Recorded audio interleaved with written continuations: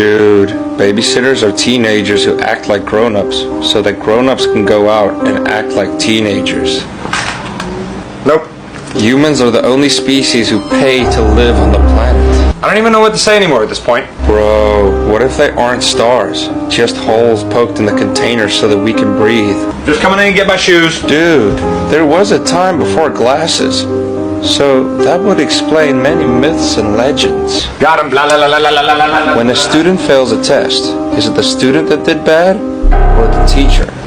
It's the teacher.